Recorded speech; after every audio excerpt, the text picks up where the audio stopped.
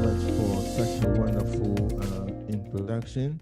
So this year, our event is on the theme Beyond the Hype, Curating Tangible Value with Machine Learning in Africa. I think all of you understand machine learning, but just to put in context what I mean when I say data science, it means everything from data management, data mining, analytics, machine learning, and AI, right? Over the past 10 to 15 years, there has been a lot of hype about machine learning and AI and all the great things that it can do for us. But the question though is, are we truly reaping the benefits of that? Can we go beyond all the hype, all the statements, all the things that we say and truly create value? When we say value, what does it mean? It really means creating something that is benefiting onto the people who are using it, okay? So let's see, the next slide, please. Machine learning is creating tangible value in many parts of the world and in many industries. Do we know how those values are being created as well in Ghana and in Africa as a whole? So in my little welcome note, I will highlight a few areas of machine learning or a few industries that machine learning is applied. And hopefully as I go through my slides, we will all be able to pick up a few things that we can go on and apply here, okay? Healthcare is one of the big areas that I like to talk about. Why? Because we all fall sick. We all have family members that fall sick. We all benefit from healthcare. Healthcare is one of the important areas that machine learning is creating value. I don't practice machine learning in healthcare, but I will highlight a few things in healthcare that machine learning is adding value to. And there will be sessions that will go deeper into machine learning applications in healthcare. But the first one is medical imaging. Many times when we go to the hospitals, we take pictures or we do scans, and we depend on our doctors to really read the scan and interpret them to us. But in this modern world of machine learning, there are many different ways that algorithms and systems can actually read the images and give us the interpretation in a more accurate way than depending on the doctors who sometimes are very tired and really cannot truly read and identify all the patterns. So medical imaging is one big area. This is the setting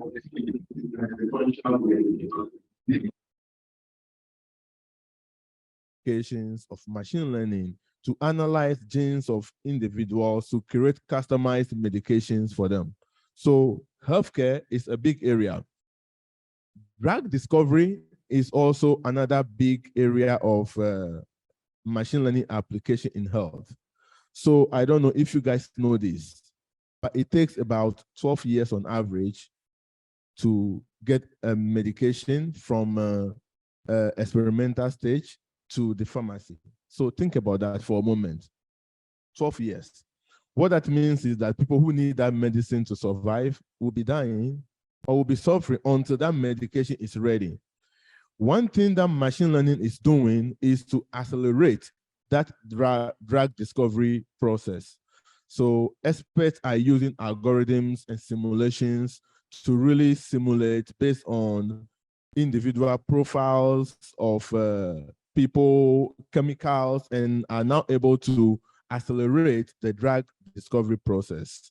It's been noted in research that about 75% of the time spent in drug discovery can be cut just by using machine learning algorithm.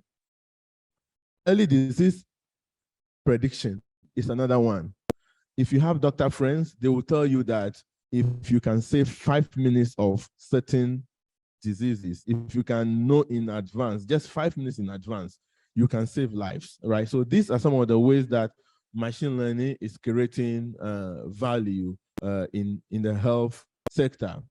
Another one, which I think most of you might be using, is health monitoring. Nowadays, people have a lot of wearable items like watches that are always monitoring their health as they walk, as they do things, and sending signals to doctors' offices. And these offices are also creating responses in real time to people. Again, just helping their health and making sure that their health is good. So like I said, this is just the application in what? In health. I will look at a few other applications, particularly in agriculture. We all eat, right? And Africa and Ghana, for that matter, is noted a lot for our agriculture activities. Do you know that machine learning is playing a lot of role in agric? Do you know that you can take pictures of leaves or plants and have algorithms that will quickly tell you what diseases these plants are suffering from, and also give you recommendations of, insecticides or things to use? Do you know that instead of spraying all your crops, all your farmlands with all the chemicals that you have, you can optimize that by using algorithms to actually detect only the places that need the insecticides? So this is what we mean by creating value, really applying machine learning in a way that will save you some money or in a way that will increase your revenue. So here, I kind of listed a few applications here: disease detection in plants, AI-based robots harvesting. Actually, I would like to talk about that a little bit. So over the weekend, I traveled to my town in Anglogam, and the people there are engaged in tomato farming. So what they do in harvesting the tomato is they will go every other 3 to 4 days, go to the farm, look at the ones that are ripe and pluck them or, harvest them.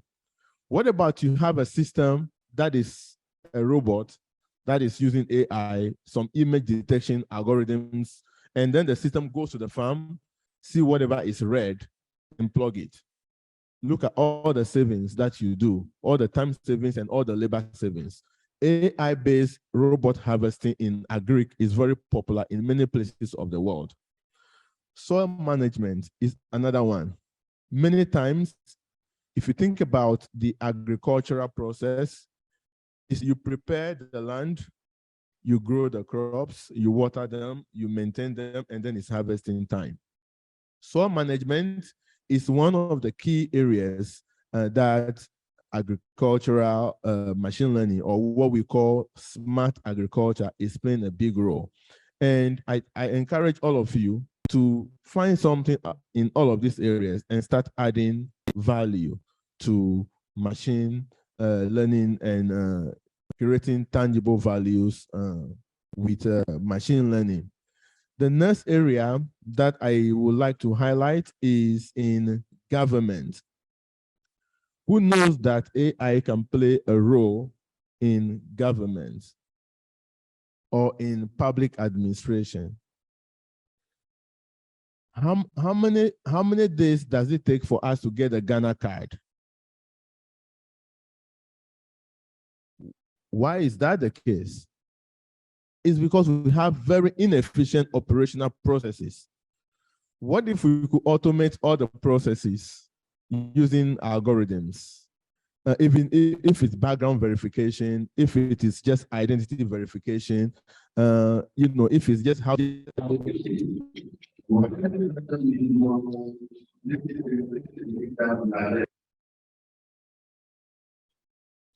create efficiencies. I believe that machine learning can actually add a lot of value operationally in our ministries, in our government and public places. Another one is what I call the intelligent policing. So today, how do our police actually operate? Do they just drive around randomly or put their barriers at random places? In other parts of the world, the police do not operate randomly.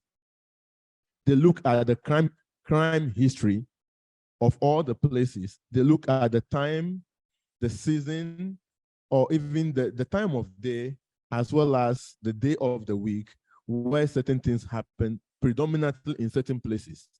And they dispatch the police to all these places at the right time to minimize crime rates. We can do that here in Ghana. We can do that here in Africa if we are able to collect data on police or crime commitment in the various places. If you're able to collect that on where accidents happen, what time of day it happens, we can actually do intelligent policing, okay? Another area is traffic management.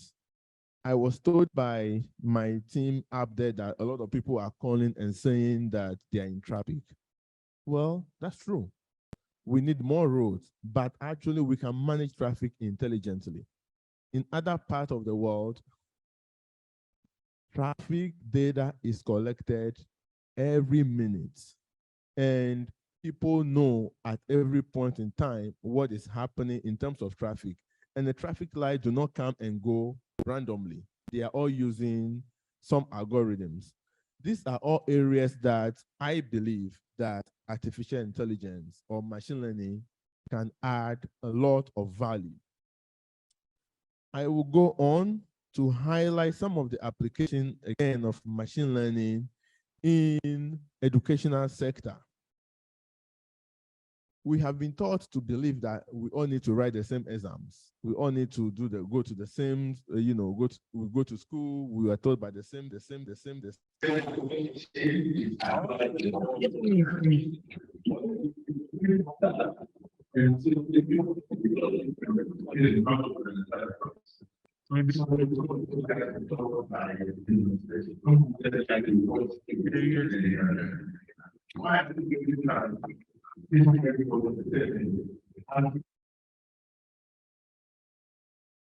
is an innovative idea. It's not something that we can get to in the next year, but I believe that this can happen in a way where each individual has a unique way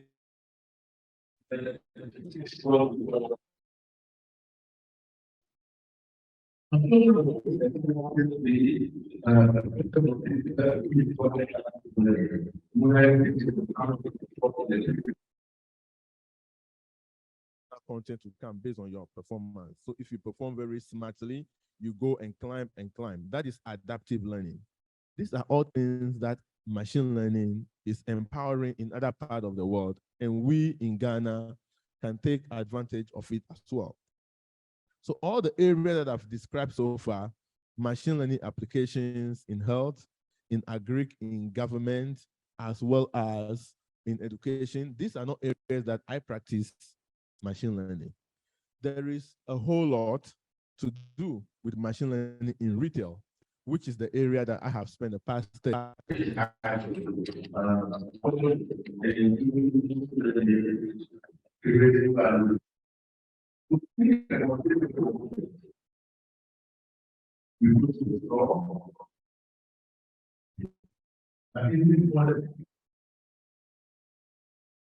so that whatever they are bringing to the store will be bought by the customers. They want to find a way to retain the customers. They want to find a way to increase their sales, right?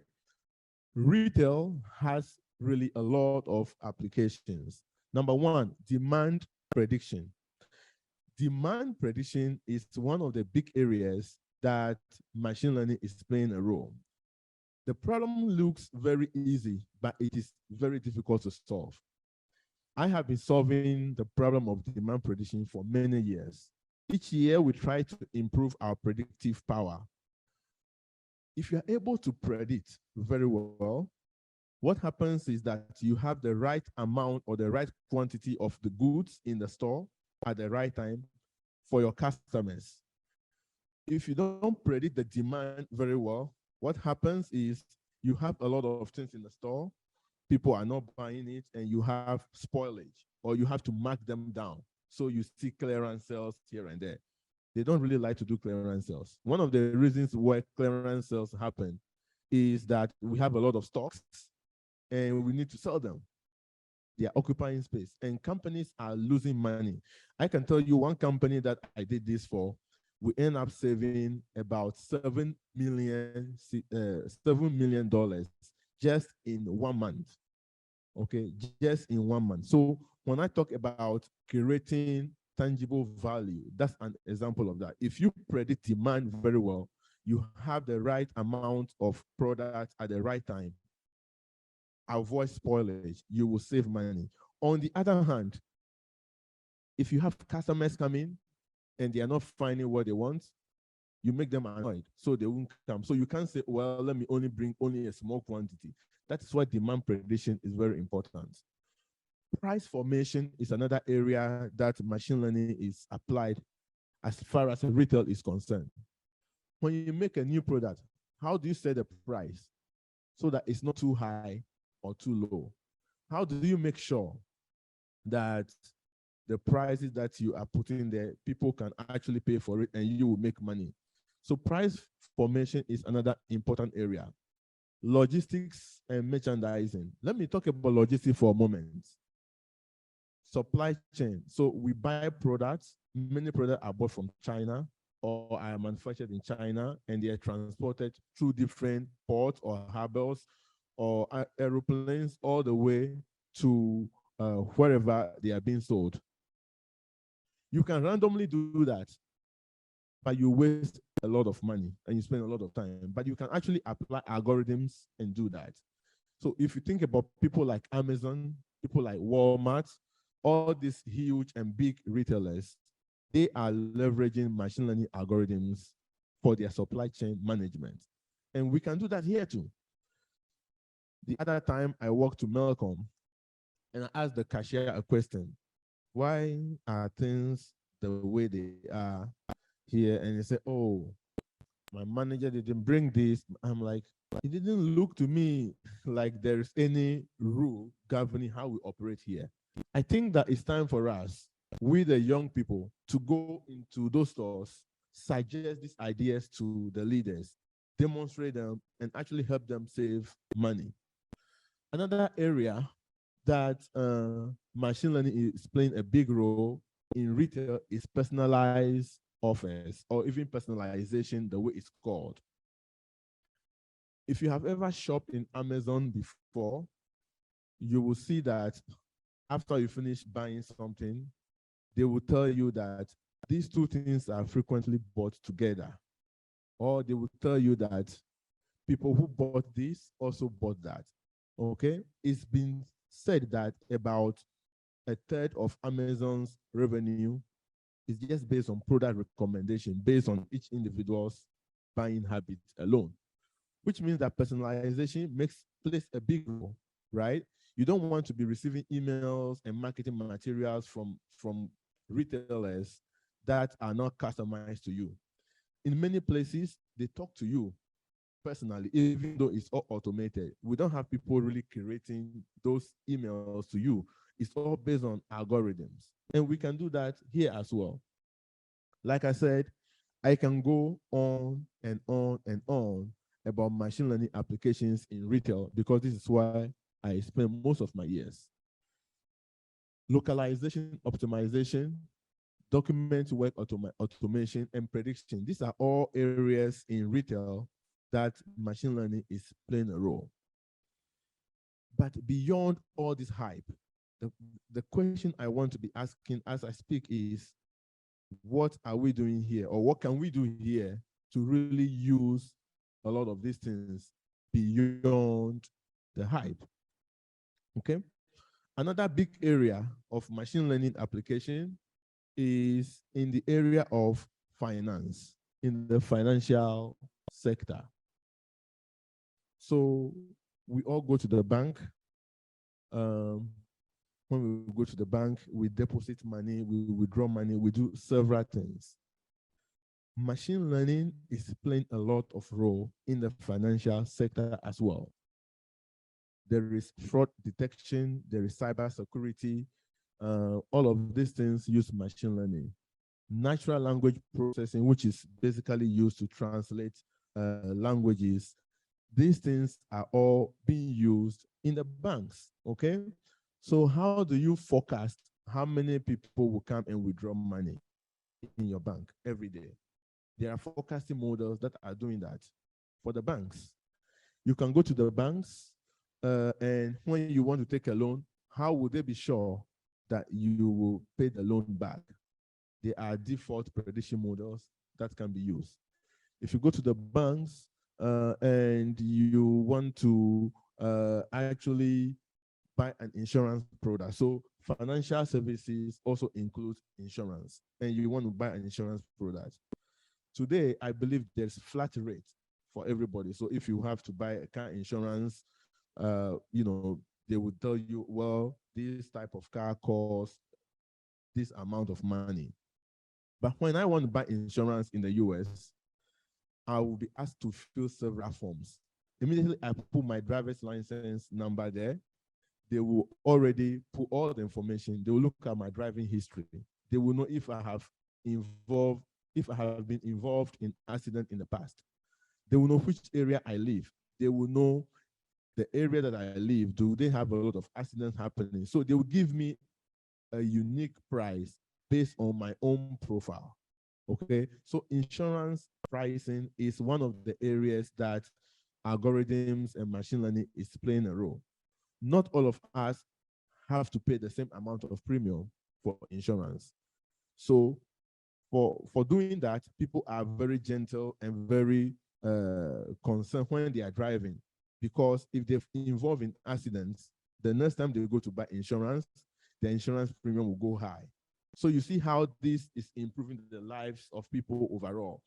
Because they have this type of pricing, everybody is making sure that whatever they are doing it in the right way, because every information that goes can work for you or can work against you, depending on whether it's good or bad.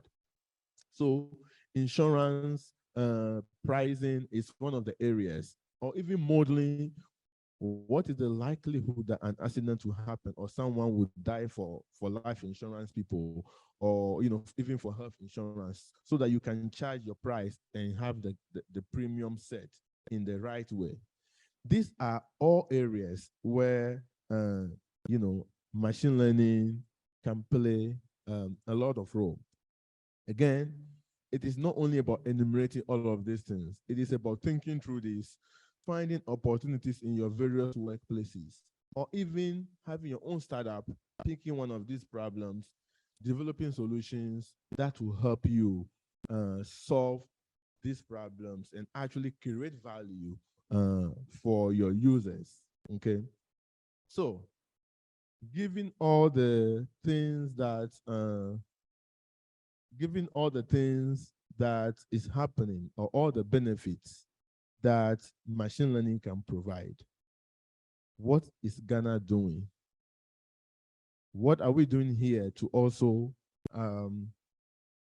take advantage of all the benefits that AI can provide? What are we doing in our various places? Well, so I have a few ideas to share. But before that, let me acknowledge some of the great things that has been done over the years. I think in the past 5 years, there has been several initiatives in Ghana that has been really encouraging artificial intelligence, machine learning, and analytics. Google AI Research Center was launched in Ghana here in 2018. I believe that has created a lot of, a lot of bars, a lot of opportunities for us to really think about that, right? I know that the African Masters in Machine Intelligence has trained a lot of people, and I think that's also helping. The summit that we are organizing is one of the things that I think has happened. I think I see several faces that were here in 2019 when we first did the Ghana Data Science Summit. And there are so many other startups, and I think everything that I have here is not all. I believe that there are several initiatives that are going on for machine learning or for AI promotion in Ghana. I recognize the effort of Mino Health. I know Darlington and his team have been doing a lot of work in that area, basically creating algorithms to improve people's health. I know that there is also the Kara Agro AI, which again is based on using algorithms to support agricultural activities. There's the AI Ghana, there is Wave 2 Analytics, and then there is Zipline. I know Zipline is even doing drone delivery. Are you guys aware of that? So there are some things that are happening that are very encouraging, and I'm very proud and happy to see that we are all participating to learn and to really know more and apply AI or machine learning in our various fields. But I believe there is more we can do, right? There is more we can do. So I would like to share some ideas about things that we can do to reap the full advantage of machine learning or AI. Number one is government leadership involvement. I know we don't have a lot of government officials here, but I will say this because people are watching online as well. And we'll have recordings that other people will watch. In certain countries, especially in Africa and Ghana, when there's a new technology and the government really does not really support it or promote it, it's difficult for the people to adopt. So one of the things that I think we can do is to have, some government promotional activities or even a government program that is focused on promoting machine learning and its usage in the country. Another thing we can do is training and education. What we are doing now is part of that training. But here's it. Here's my thinking when I look at what's happening in Ghana and in other places in Africa. We need to understand the machine learning applications for ourselves, because the problems that we need to solve are unique to us. If we just copy algorithms and copy things from the foreign countries and apply here, we will not be very successful. Think about self-driving cars. Can I put a self-driving car to drive from the road that we use, this Academic City road? How can I put self-driving cars to drive themselves in that? Because the self-driving cars are being developed based on a very nice streets and nice roads. But when you come to our places, or if you are traveling to my hometown in Angloga, how can you put a self-driving car to drive there? So we cannot blindly copy technology and apply to ourselves, right? Another example of making sure that we understand the problem for ourselves and apply it for ourselves is, we have a lot of black. We are all black in this room, right? Some are darker than others. There are algorithms that are developed in other countries that are trained based on, skin color that are not our color, right? We cannot just copy that and just try to apply. So what I want to say is that there are so many things that we cannot just copy, but we need education, we need training, not just how to write codes in Python or how to just copy algorithm, but we need to understand. Okay. And the other thing that I think we should do is what I call stakeholder engagement. An example is this: I can come here and talk to all of you about machine learning and all the advantages. You go back to work and you tell your CEO about this, and he's like, okay, I don't care. He's not thinking about that. So we need to do something to engage these stakeholders. We need to do something to bring them on board for them to understand and appreciate these things. So they can hire us, they can create analytics teams, they can create the resources needed to do analytics. So how can we engage our stakeholders? I think one of the things we can do is to understand beyond just writing algorithms or creating algorithms, and actually showcasing the value of the algorithms to them. So if you want to basically show that if I bring a predictive model in my bank, it will help increase or reduce fraud. It will help reduce fraud. We need to demonstrate that. We need to give the financial quantification of that. If they were to implement that, how much savings will it bring to them? Or how much additional revenue will it generate? We need to be able to truly exercise or to truly demonstrate the benefits of artificial intelligence to the stakeholders for them to be able to really buy into it. And that is why this particular year, we are having the executive session where we are only talking to the CEOs about how machine learning can drive value to their businesses. I think if we can engage stakeholders very well, machine learning can truly play a lot of role.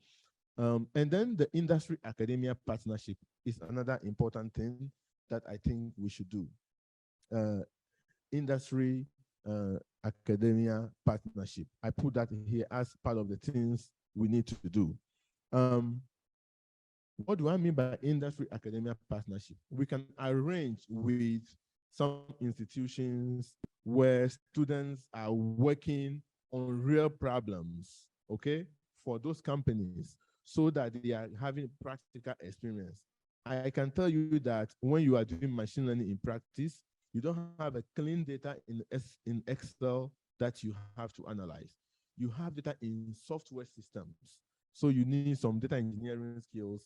You need real skills to really bring data out, organize data in the right way, and be able to analyze it, right? And so having the industry academia partnership will allow us to actually have practical problems to solve. So what do I expect us to have in this conference? So in the next 2 days, I hope we can learn 3 major things. The first one is really just to create awareness, okay? For people to know about machine learning, AI, and the values it can create. Second, I want us to build capacity by discussing various topics. And you can see from the outline all the topics we have. They cut across setting machine learning infrastructure, all the way to applications of machine learning in various industries. We will have business executive discussions and panel discussions on how we can create a data culture in Ghana. I also want us to network. Okay, we should get to know ourselves. We should share ideas of some of the things that we can do to promote machine learning and AI culture in Ghana. I can't finish this speech or this talk without acknowledging the people who have sponsored us. So you can see that we have Deep Learning Indaba, who is basically the main body driving machine learning and AI in Africa. They have sponsored us. That's the reason why we can have this for free and also be able to provide lunch for the participants. So we thank them. We thank Google. We will have several people from Google joining us later today. We thank them for their sponsorship with 2 Analytics, AI Ghana, and Academic City for actually hosting. So we just want to really appreciate them. I also want to thank all the speakers that volunteer to give the hands-on tutorials, to also come here and speak to us. We really appreciate all of you. I want to thank the organizing team, the media team, the volunteers. You can see them around really helping. This is something that they are doing out of free will. Nobody is paying them. So I just want to say, I really appreciate all the work that you are doing. And finally, to all of you, I just want to say, I appreciate you coming here. I want you to have fun. I want you to network. I want you to learn. I want you to feel free to ask questions. I want you to connect. And together, I believe we can go beyond the hype and actually create tangible values with machine learning here in Ghana and Africa as a whole. Thank you.